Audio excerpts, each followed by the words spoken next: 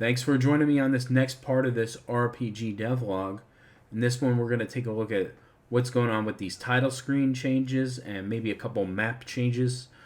This one will be a little more art-centric than the last couple ones, but I think that'll be interesting to see. We got to start making it look really nice so I can show, hey, what's the game actually going to look like? Because right now, it's, when we do it all, placeholder art, whatever, it's not representative of where we're actually going. So let's start fixing that. I'm going to dive right into how the title screen is built. If you would care to join me, let's take a look. So let's take a look at where we started on this one. So we started in Photoshop, and I drew it up to a medium level of detail. Obviously, right, if I zoom in here to this, you could tell it's not finished, but at least it's not flat one color. It's a little more finished than most of the stuff I've been doing, right?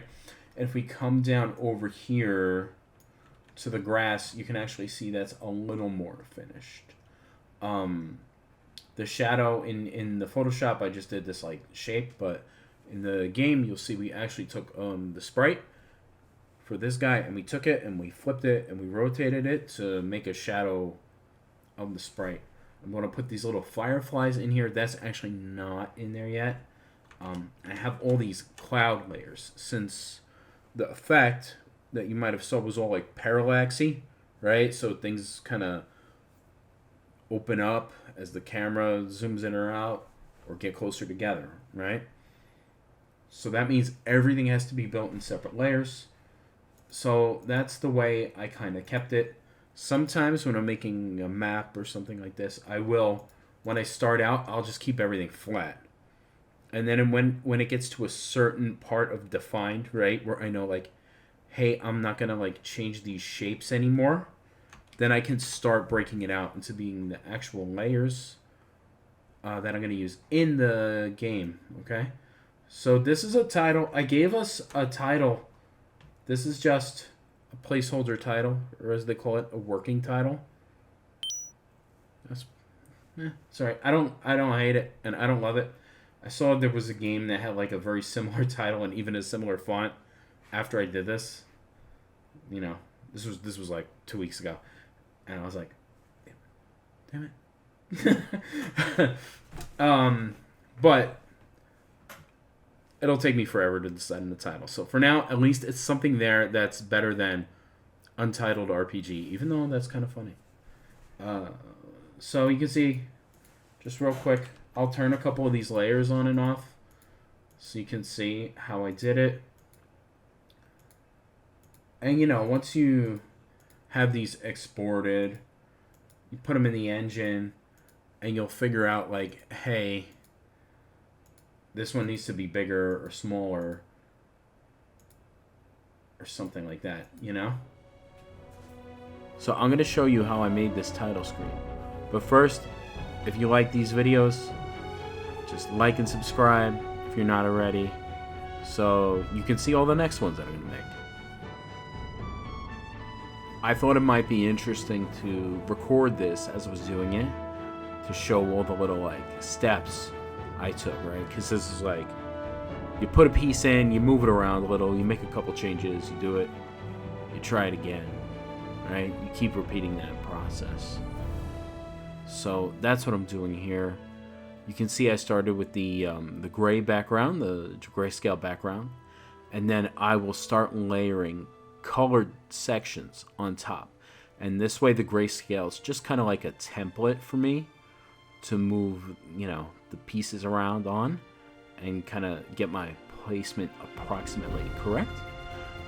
There's no way I knew going in that it was going to be 100% perfect, because we're having 20 parallax layers here. And as the camera zooms in, layers move away and towards each other. So you can't really predict that fully in a still. You can just be approximate, right? So that's how I did it, and I'm just testing it here, seeing how it's going. I love that effect where that foreground is fully black and then that fades in. I think that adds so much like depth feel to it. I really like that. It's me pulling up the image there.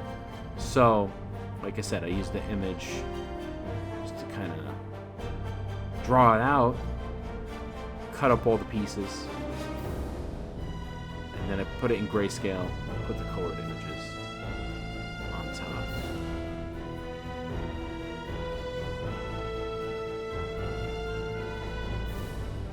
One thing that I thought was kind of interesting is when I first did it, the parallax effect felt really strong to me. Like around here, right? Around this point. I'm like, whoa, I'm feeling it. But as I added more and more and more, I thought the effect sort of felt like it diminished. And I don't think it did. It's just, it's the kind of thing when you keep looking at it and looking at it, right? And it kind of loses its punch after a while. Curious to know what you think. Now, I'm going to take out one of these layers. I'm going to draw on it. So you can see how that looks. That is, you know, that's not a bad way to work when you have all these layers split up. You just pop one open, tweak it a little bit, you know. Works. Sometimes you find you need to make the images bigger or smaller or longer, depending on what you're trying to do. And you can see over here, it's starting to approach where we left off. It looks pretty good here. Nice.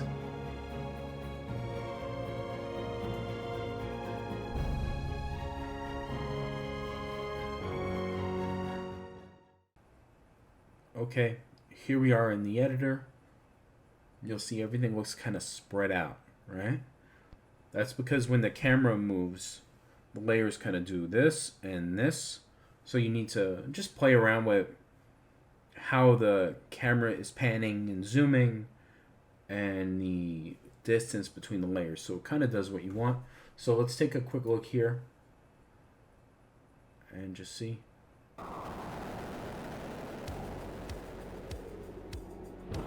So you can see they're moving apart very gradually. My favorite part is actually, I'll do it again. When it starts, it's black, the foreground's black. And that fades in. That was a total accident. That was from some other stuff that was in there, but I thought it looked way cool. Take note of the shadow here.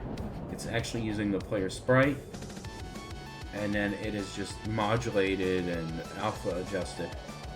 So it does that. And with the angle, I can actually see it's overlapping him here, so I think that's it. So I'm going to have to fix that. You see that?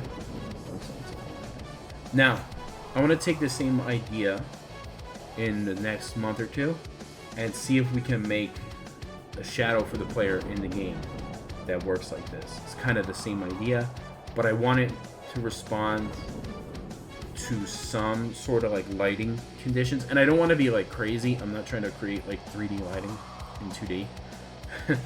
But I do want it to be like, okay, in this, you know, in this sort of like weather condition or lighting situation, the shadow's cast or shadow's not cast, or the shadow is very like short under the character. I'm gonna try that. I've worked out in my head how to do it. I think it'll work. I think it'll be super cool. Let's go back to the editor. This here, I just copied to get this working the first screen. So I think this is all from the first screen. And this is where the new screen really comes in. I'll delete this eventually, but in case there's some script that's referencing, right? So we got the foreground here. This is the part that turns black. And there's probably some script down here that's doing that. Let's see. Background canvas. This is stuff. I don't know. That's most of the parallax in here. So need the canvas layer and then the parallax layer. And then these are all different parallax layers inside. So, and you can even see I have multiple sprites inside one parallax layer. So in this case, there's two sky layers that are playing a sky animation. Let me see if I can show you this in the editor better. Oh, let's reset. I don't know. I guess I'm using this one. Yeah, so this one plays when it starts up. Can you even tell? Anyway, the idea is the sky sort of like very slightly shifts over time while you're looking at it, right? Oh, lightning in the same way. Can we see the lightning? That should play. Yeah, see? Okay, this one you can see better, and it's the same idea. It's just less gradual. So you can actually see the lightning is like flashing. And it have the sound down here, of course. Trick we started doing in our previous videos, right? Where we started using the sound a lot inside of our animation players to sync up with other things. There's a meteor here. I'm using script to move that, and it also makes a sound. There is a positional sound thing in here.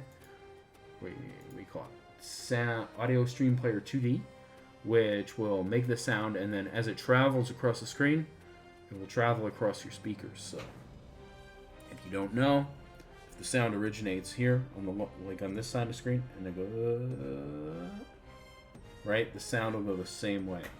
So left to right, right to left, whatever.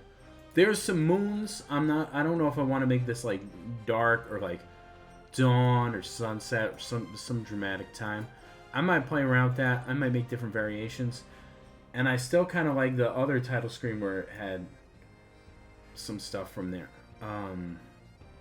So there might be more than one title screen that loads up. Maybe when you hit different points in the game or something like that.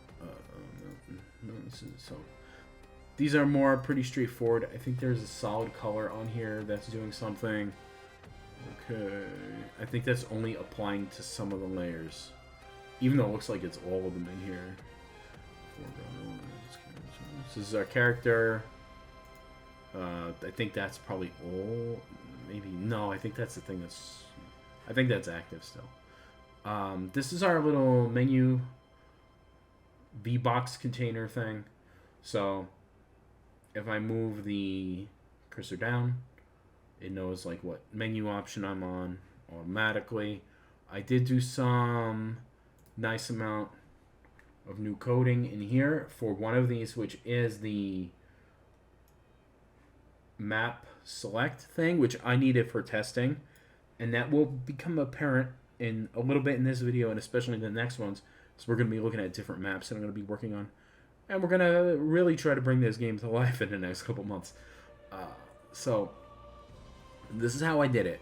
I used a dictionary, which I did use a little bit in the mech game. I'm using it, I think, better here. And you can see, right? We got our map name. That's the name on the menu. And that's the actual like map file. And then somewhere in here, I'm just saying, hey, load the map that is that map, right? Load the map that matches that entry, because it uses, if you don't know how to use it, that's one of our important parts, right? That's like the key, is the number there in this case. So right, so entry 6 we know is this, right? And that will set whatever value I set to that map. And then when I go and I say, hey, load a map, that's the one that loads. Let's see. Is there anything else? I think that's really about it. I'll get into some of the stuff I did to make this cool. So to get the sound right, as you saw, I changed the track to something that grabs you a little more instead of something that's a little more moody and... I'm not sure if I'm going to keep that, but for now, that's what we're doing. I also changed the sound effect when you move the cursor up and down. Same deal. I'm not sure I'm going to keep that, but for now, that's what we're doing. In order to make it not weird, I made the music play after 3 seconds, so should be something like... play. Right? Should be something like that.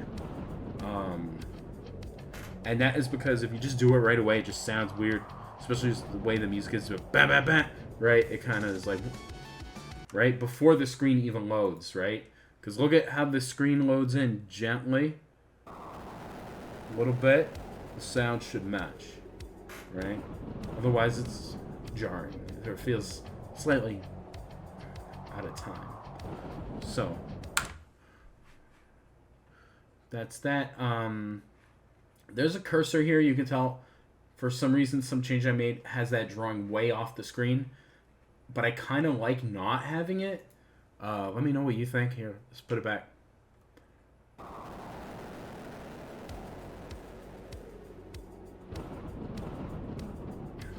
And does that take too long? Does it take too long for me to load this in? It might take too long.